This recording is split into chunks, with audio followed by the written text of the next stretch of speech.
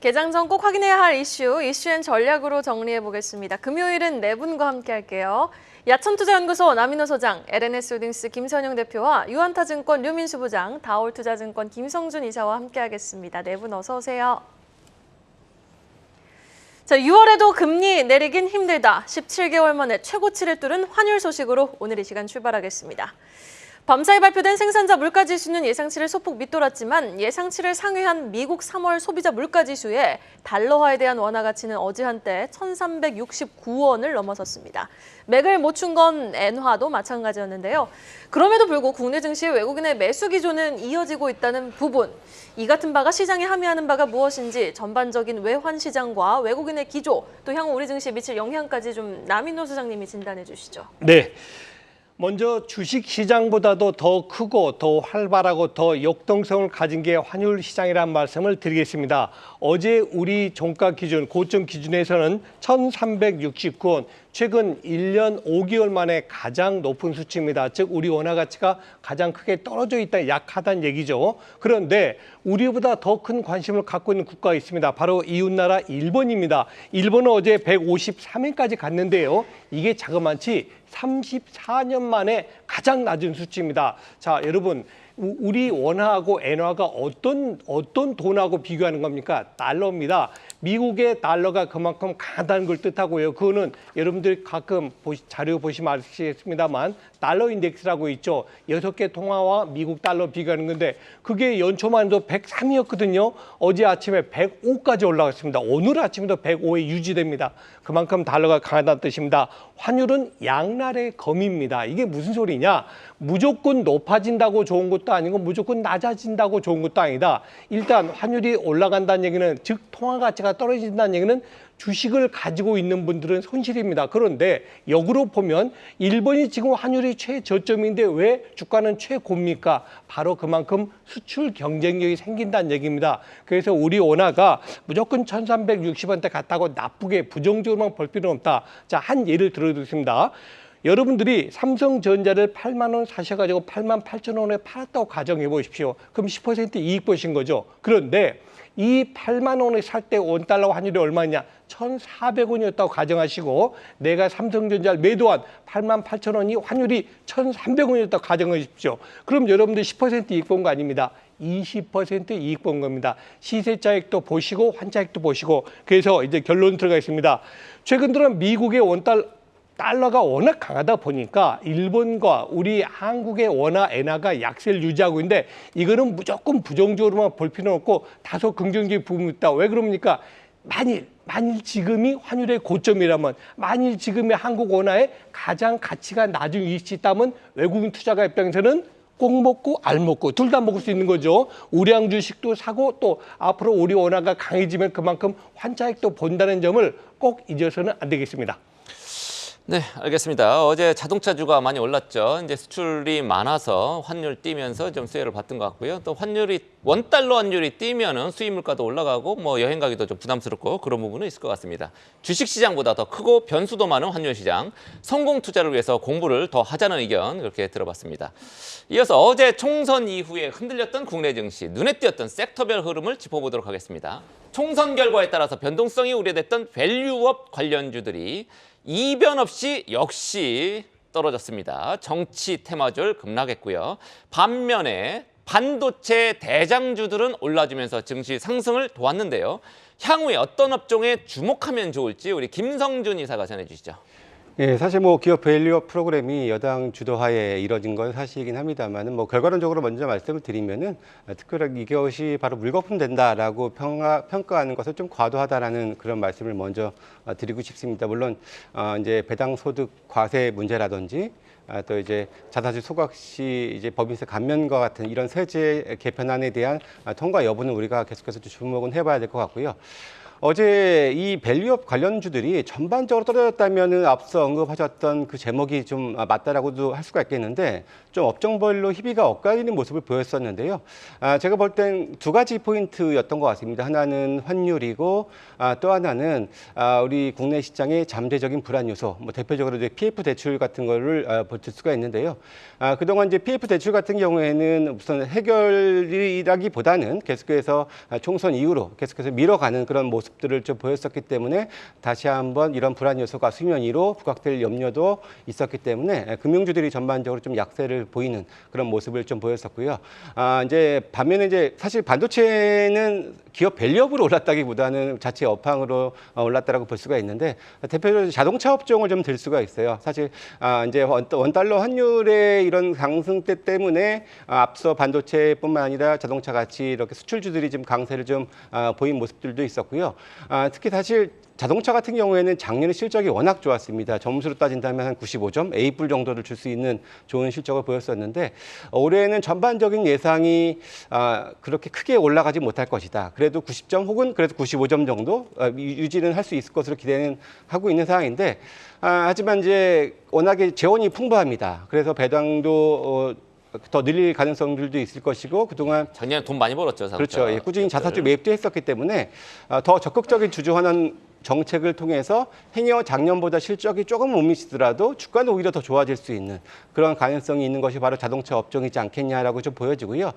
전체적으로 이 밸류업 관련해서 기업 경영진들이 효능감을 많이 받습니다. 이렇게 하면은 주가가 그래도 부양이 될 수 있구나라는 효능감을 많이 맛봤기 때문에 이것이 다시 한번 저는 이 밸류업 2라운드가 전개될 가능성들을 분명히 좀 존재했다는 차원에서는 계속해서 관심의 끈을 놓치면 안 된다. 정리해 드릴 수 있겠습니다. 그렇군요. 4월 좀 아까 PF 얘기하셔가지고 PF발 4월 위기설 그거 계속 나왔었거든요. 그거는 뭐 큰 우려 없습니까? 이게 계속해서 이제 만기를 연장을 왔었잖아요. 사실 어떻게 보면 하나씩 작게 좀 안 되는 것을 좀 터뜨렸으면은 오히려 이게 스무스하게 넘어갈 수도 있었을 부분들인데 전체적으로 꼭 잡고 계속해서 끌고 왔었기 때문에 이것이 일시적으로 좀 더 한 번에 불거질 염려는 분명히 좀 존재하는 맞습니다. 부분들이기 때문에 이런 점들은 염두를 하셔야 된다 말씀드립니다. 그럼 또 그 부분이 궁금해지는 것 같아요. 어제 저 PBR 쪽 안에서는 금융사와 지주사들이 일제 하락세를 보였잖아요. 그러면은 그런 하락세는 단기간에 그칠까요? 아니면은 좀 그런 하락세가 좀 지속될 가능성이 높을까요? 제가 아까 말씀드렸던 그런 근거에 따르면 사실 금융주보다는 이제 지주사라든지 이제 자동차 다른 뭐 PBR 그 기업 밸류업 관련된 업종들은 상당히 좀 많이 좀 존재하거든요. 그래서 오히려 상대적으로 리스크를 좀 더 줄일 수 있는 그런 업종 쪽으로 더 관심을 좀 모아가는 것이 어떨까 말씀드립니다. 네. 네, 어제장 환율 상승으로 주목받았던 수출주와 주주 환원 재원 풍부한 쪽에서는 자동차 쪽에 조금 더 관심을 가져보자라는 의견 제시해 주셨습니다. 이어서 사업 구조 재편 1주차를 맞은 한화그룹주 소식 만나보시죠. 이 그룹주 가운데 직접적 영향을 받은 4개 상장사 중 지주사 한화를 제외한 한화에어로스페이스, 한화오션, 한화솔루션의 주가는 이번 주 약세를 보이고 있는데요. 그러나 증권가에서는 한화그룹주의 중장기적 우상향 흐름을 예상하고 있는 상황. 자, 류민수 부장님, 지금의 한화그룹주의 조정, 매수 기회로 삼아봐도 좋을까요? 예, 저는 뭐 그렇게 생각을 하고 있고요.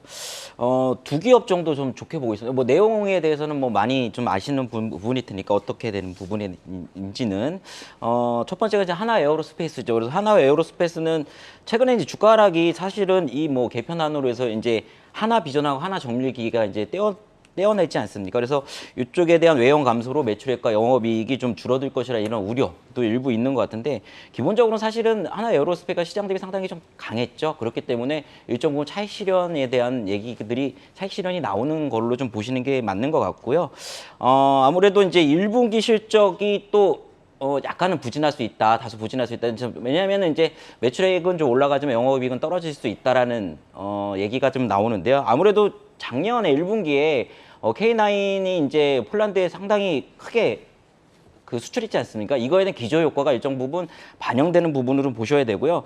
전반적으로 이런 어떤 분기에 대한 어떤 변수, 분기 실적에 대한 변수보다는 연간 실적에 대한 상수, 그러니까 그건 이익 추세는 계속적으로 올라갈 거거든요. 그런 어떤 기본적인 무게중심을 좀 보셔야 될 것 같고요. 아무래도 인적 분할에 대한 어떤 신설 회사 가치 평가를 위한 이런 거에 대한 재조명보다는 사업 고도화에 초점을 맞추는 거. 그러니까 될 것들을 이제 장남한테 좀 어떻게 보면 밀어주는 이런 걸로 좀 생각을 하셔야 되기 때문에 이쪽에 좀 포커스를 맞추는 게 맞다라고 생각을 하고 있고, 여전히 올해도 이제 루마니아 뭐 자주포라든지 폴란드의 K9, 그다음에 중동 지역의 어떤 천무 수출 이런 것들은 계속적으로 수출 기대감이 여전하기 때문에 이런 부분을 좀 보시면 좋을 것 같다. 또 하나 항공 부분 역시 차세대 이제 발사체 사업자 선정되는 부분, 이 부분은 또 우주항공 분야에서 또 한 번의 또 외연 확장 이런 것도 가능하기 때문에 그거 한번 보시면 좋을 것 같고, 두 번째는 이제 하나오션입니다. 하나오션 같은 경우는 이제 이제 지주사의 하나로부터 건설 부분 해상 풍력, 그 다음에 글로벌 부분이 육상 플랜트 사업, 요거를 이제 양수하게 되는데요. 기존의 조선과 이제 해양 플랜트 기업이기 때문에 요 부분 같이 시너지 효과를 일으킬 수 있을 것이다라는 게 대체적인 평가입니다. 다만 이제 주가가 하락했던 거는 제가 볼 때는 어떤 이런 부분보다는 첫 번째는 이제 아무래도 미국이 최근에 이제 중국 조선업에 대한 견제 이런 부분으로는 조선업 전체가 좀 올랐어요. 그 부분에 대한 일정 부분 또 차익 실현 이런 걸로 좀 보시는 게 맞겠다라고 생각을 하고 있고, 또 하나의 또 하락 요인은 뭐 이제 그 한번 된 적이 있지 않습니까? 3조 5천억의 대규모 유상증자 한번 했었던 경험이 있었기 때문에 요게 이제 4천억을 양수하게 되면 4천억 정도 들여서, 근데 이 부분에서 추가 유상증자 하는 게 아니냐라는 약간의 의구심이 있습니다. 근데 시장에서. 근데 지금 회사가 지금 보유하고 있는 게 한 1조 7천억 정도 현금성 자산이 있거든요. 그렇기 때문에 아직은 이 부분은 기우다라는 생각을 하고 있고, 전반적으로 인수하는 쪽에서 이제 플랜트 사업 수주상도 늘어나고 있고요. 그다음 영업이익률 개선도 역시 계속적으로 이루어지고 있기 때문에 전반적으로 시너지 효과가 좀 클 것이다라고 생각을 하시는 게 맞겠다라고 생각을 하고 있고, 또 하나는 뭐 이쪽에 또 모멘텀 보유하고 있는 게 있어요. 하나오션 같은 경우는 또 캐나다 잠수함, 신형 잠수함의 어떤 도입 계획 이 부분에서도 참여 계획이 있거든요. 그렇기 때문에 여러 가지를 볼 때 주가에 대한 조정이 온다면은 두 기업 모두 제가 볼 때는 분할 매수 전략이 맞겠다 이렇게 생각하고 있습니다. 두 기업 모두 조정은 좀 온 것 같습니다. 어찌됐든 하나그룹주 가운데 하나에어로스페이스, 하나오션 장기 긍정적 전망 짚어주셨습니다. 계속해서 다음 소식 조선업종 얘기로 넘어가 보도록 하겠습니다. 국내 조선사들이 미래 먹거리로 특수선, 그다음에 MRO, 유지보수 정비 요 시장이죠. 요거를 콕 집었습니다. 특히 하나와 HD, 현대중공업이 이 MRO 시장에 진출하기 위해서 초석을 다지고 있는데요. 자세한 내용 김선영 대표가 정리해 주시죠. 사실 이 MRO 시장은 미리 좀 했었으면 좋았지 않았을까. 왜냐면 이게 돈이 더 되거든요. 사실 이제 배를 만들어서 파는 것도 중요하지만 수십 년 동안 하니까 그렇겠군요. 네, 맞습니다. 이게 거의 놓고. 배를 끝낼 때까지 계속 이제 유지보수를 하기 때문에, 그리고 중요한 업체를 잘 안 바꿔요. 그렇기 때문에 이걸 좀 진작에 했었으면 참 좋았을 텐데, 그래도 지금이라도 나서는 게 좀 좋은 것 같다는 생각이 좀 들었습니다. 국내 조선사들이 기존의 선박 수주를 넘어서 최근에 미래 먹거리를 찍히고 있는 그 특수선, 그리고 이제 MRO에 좀 집중하겠다라는 그런 얘기가 나오고 있습니다. 이 MRO는 되게 간단해요. 이제 메인터넌스, 그리고 리페어, 그리고 오퍼레이션의 줄임말인데, 앵커님 말씀하신 대로 유지, 보수, 정비입니다. 우리나라 뭐 쉽게 표현하면 그냥 AS다라고 좀 보시면 될 것 같은데, HD 현대중공업이 미국의 대표 방산기업들과 이제 협력을 강화하고 있다는 그런 내용이 나왔습니다. 하나오션은 그리고 호주의 방산업체죠. 여기를 인수를 하겠다는 그런 내용이 나오고 있는데, 이것 좀 제가 살펴보니까 이거 되게 괜찮은 M&A 딜이더라고요. 그래서 이건 잠시 후에 말씀드리고요. 일단은 지난 9일날 GE 에어로스페이스와 MOU를 먼저 HD 현대중공업이 체결을 했습니다. 그래서 HD 현대중공업이 잘하는 거는 뭐 함정의 설계와 건조 잘하니까 이거 맞고요. 그리고 GE 쪽에서는 함정의 엔진을 담당하겠다는 그런 내용이 나왔습니다.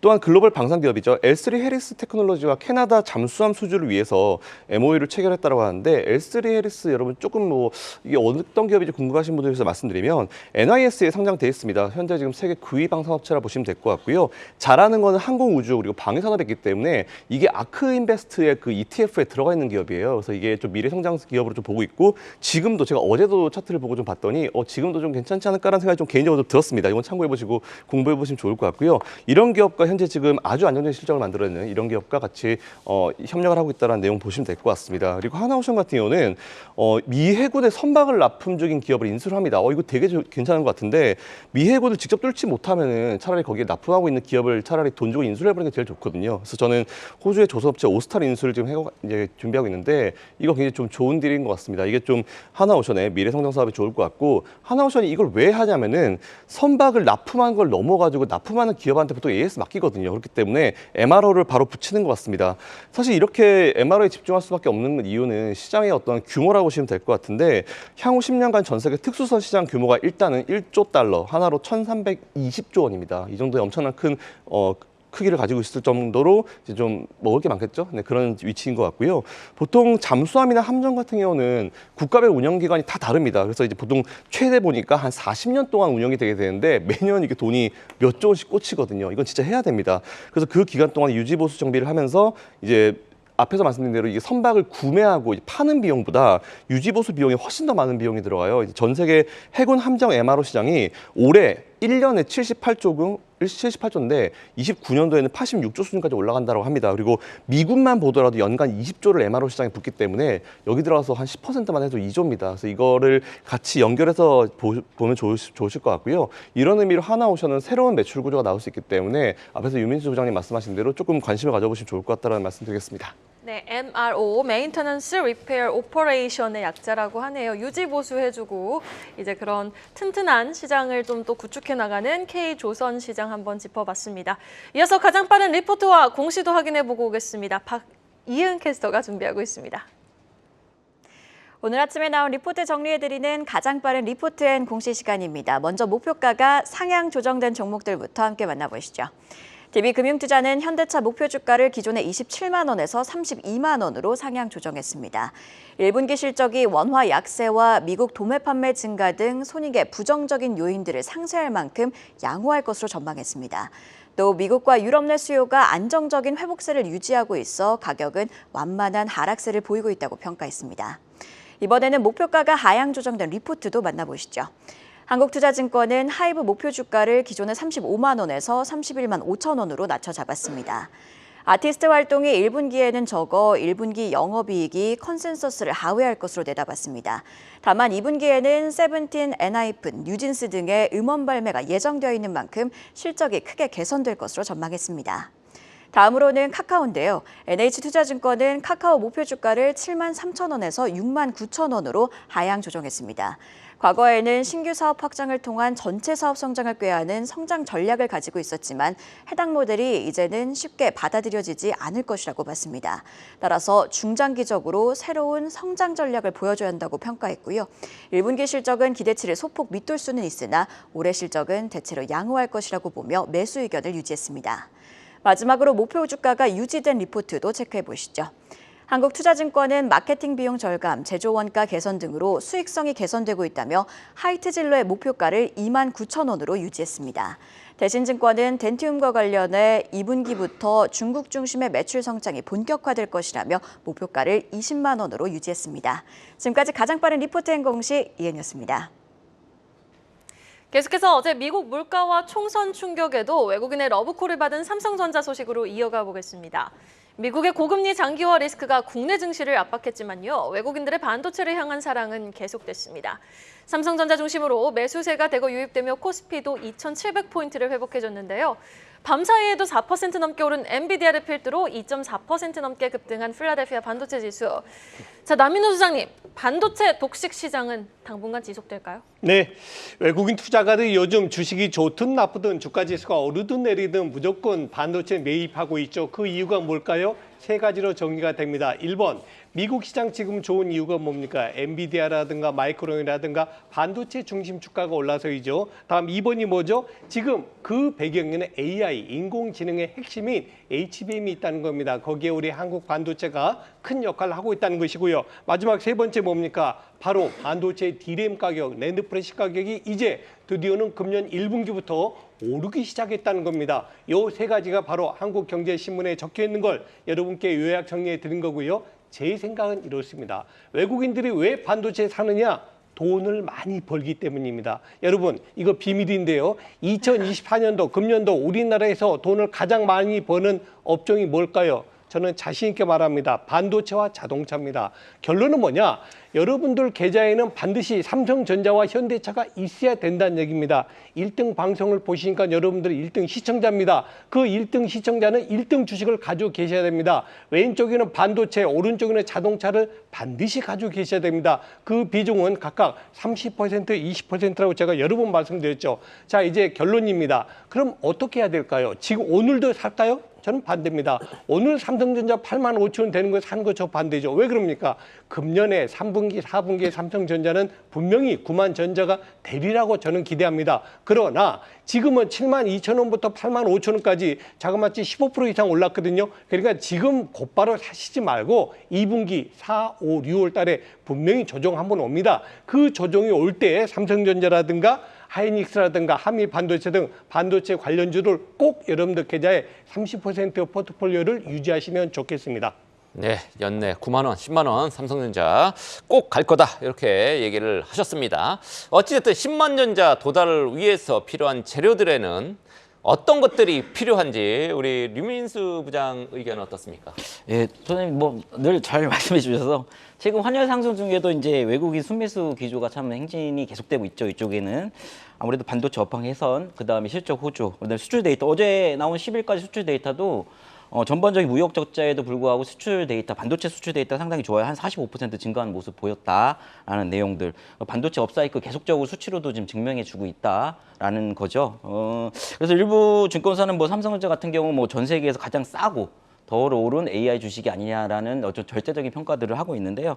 그래서 뭐 10만 전자, 11만 전자라는 얘기들을 많이 하고 있습니다. 근데 저는 이 주류의 의견, 이게 주류의 의견이고요. 저는 약간은 결이 좀 다른 의견을 갖고 있습니다. 어떤 거냐면 저는 9만 전자 때까지는 동의를 합니다. 동의를 하는데 지금의 체력으로는 10만 전자, 11만 전자는 아직은 좀 힘들지 않냐라는 생각을 갖고 있고, 물론 이제 시기적으로 그때 어떤 상황이 바뀔지는 모르겠지만 뭐 아시다시피 삼성전자 반도체만 하는 게 아니지 않습니까?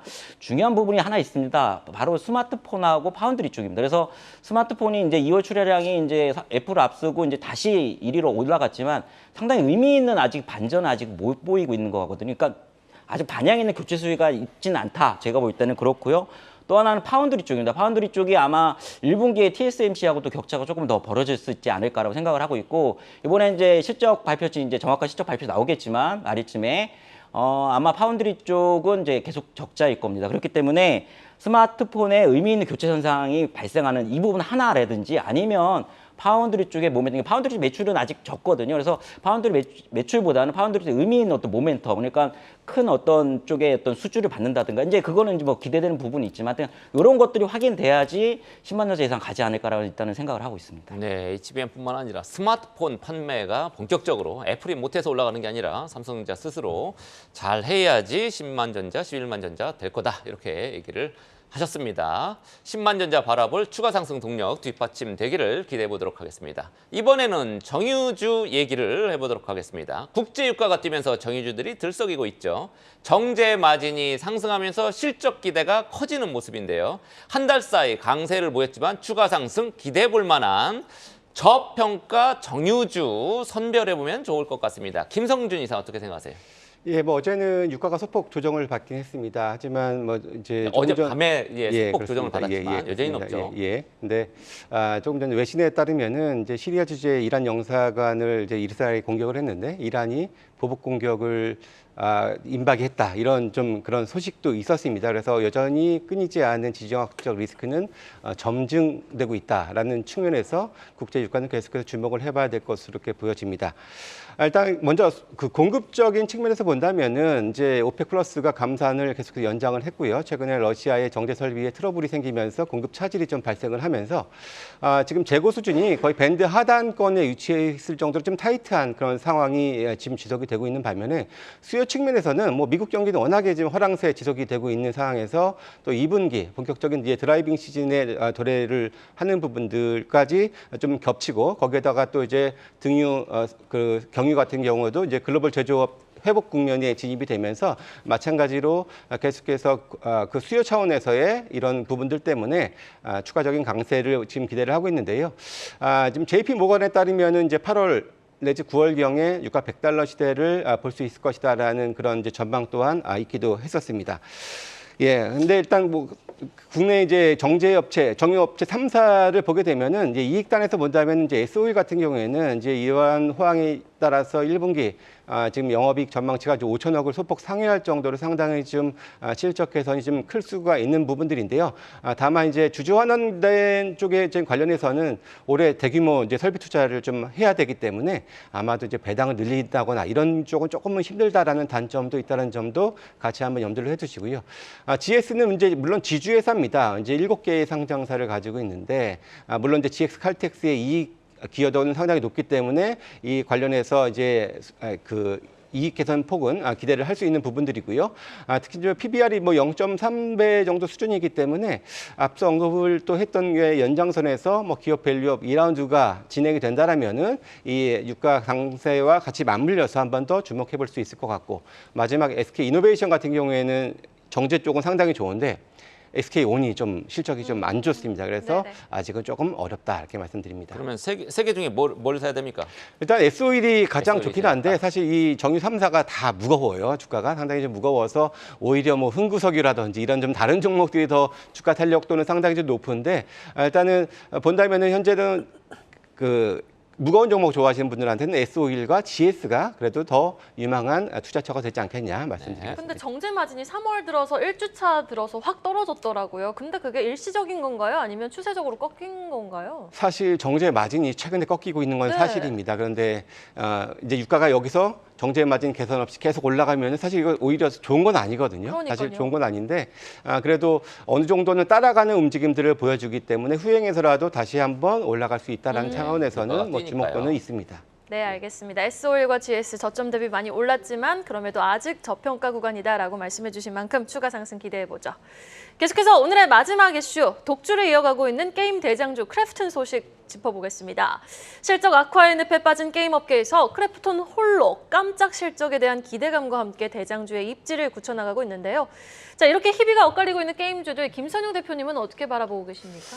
좀 제발 좀 분위기를 잘 타고 살아났으면 좋겠다는 생각을 많이 가지고 있습니다. 사실 저도 게임을 되게 좋아해가지고 예전에 게임주 투자를 좀 많이 했었거든요. 근데 어느샌가부터 게임주에 대한 관심을 완전 접어놓고 지금은 아예 관심 밖에 놔두고 있습니다. 아, 그래서 나이가 드셔서 그렇군요. 그럴 수 있을 것 같습니다. 예전에 그렇게 현질을 많이 했는데 요즘에는 사실 뭐 할 시간도 별로 없고요. 못하게 되더라고요. 어쨌든 뭐 게임주를 사실 제가 오늘 이슈를 맡아가지고 어저께 전반적으로 쭉 돌려봤는데 이거 지금 누구한테 매수하라고 하기엔 좀 애매하다라는 생각이 좀 들었습니다. 그럼에도 이제 게임 대장주라 앵커님 말씀하신 대로 표현해 주신 대로 대장주라고 불리는 이 크래프톤이 최고가 대비해서 4분의 1 토막이 났었죠. 근데 최근에 좀 올라오고 있는 추세상으로 그래도 모습은 괜찮은 느낌이 있어서 한번 말씀드려 보겠습니다. 특히 뭐 최근에 1, 4분기 깜짝 실적을 낼 것으로 기대가 되고 있는 상황입니다. 게임 대형주의 입지를 좀 굳히고 있는 상황인데 이에 따라서 증권가들도 목표가를 다행히 조금씩 올려주고 있는 그런 상황인 것 같아요. 그래서 당분간은 게임 업종을 이제 크래프톤이 리드할 것이다라는 그런 내용들이 나오고 있습니다. 올해 들어서 크래프톤 주가가 보니까 27.84% 정도 올랐더라고요. 근데 외국인들이 최근에 한 7거래일 정도 매수를 해주면서 주가를 견인하고 있는데 잘 아시는 대로 최근에 이제 우리나라 시장에서 제일 중요한 수가 외국인입니다. 외국인이 어떤 기업을 매수하느냐에 따라서 분위기가 좀 많이 달라지는데 문제는 일단 지금 크래프톤만 좋습니다. 크래프톤만 좋다는 게 문제고요. 나머지 기업들 보니까 우리나라의 KRX 게임 탑 10 지수라는 게 있는데 여기 구성 종목들이 쭉 있는데 제가 살펴봤더니 NC소프트는 올해 26.07% 빠졌습니다. 그리고 펄어비스 27.10% 빠졌고요. 카카오게임즈 18.96% 빠졌습니다. 정말 큰 폭으로 하락했는데 정말 크래프톤만 올라가고 있는 상황이어서 사실 이렇게 되면 문제가 뭐냐면 이 KRX 게임 탑 10 지수에 크래프톤의 밸런스가 올라가게 됩니다. 그래서 살펴보니까 이 전체 시가총액이 29조 678억 정도 되는데 크래프톤이 한 11조 9,700억 정도 되니까 전체의 비중이 한 40%가 이 지수의 40% 비중이 크래프톤이어서 크래프톤이 올라가냐 떨어지냐에 따라서 이 지수의 흐름이 완전 달라질 것 같습니다. 다행히 그래도 크래프톤의 실적이 1사분기가 좀 괜찮아질 거다라는 얘기가 나오면서 목표 주가도 기존보다 한 10%씩은 다 올리는 그런 분위기더라고요. 근데 이거는 추세에 맞춰서 잘 분석을 하고 있는 것 같고요. 기존의 스타 게이밍 배틀그라운드의 7주년 업데이트 효과, 요거 사실 몇 주년 업데이트 효과가 되게 크거든요. 그래서 이거에 따라서 매출액과 영업이익 모두 증가할 것이라는 전망이 나오고 있는 상황이고 국내외 게임 개발사들의 어떤 지분 투자나 M&A 같은 것들, 퍼블릭 라인업도 확보가 기대되고 있는 상황이기 때문에 이 부분 체크해 보시면 좋을 것 같습니다. 네, 잘 알겠습니다. 현재 시간 오늘 금요일입니다. 지금 시간 8시 23분 막 지나고 있습니다. 개장 전에 체크해야 될 포인트 뭐가 있는지 류민수 부장이 전해주시죠.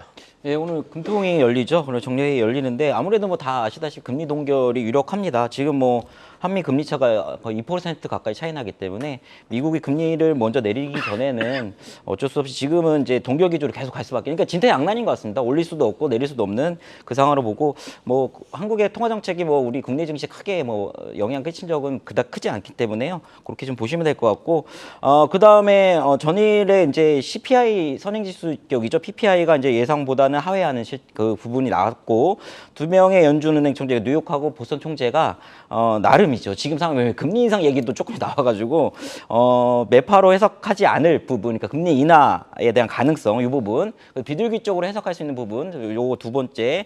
그다음 세 번째는 유가 하락이 있었죠. 유가 하락.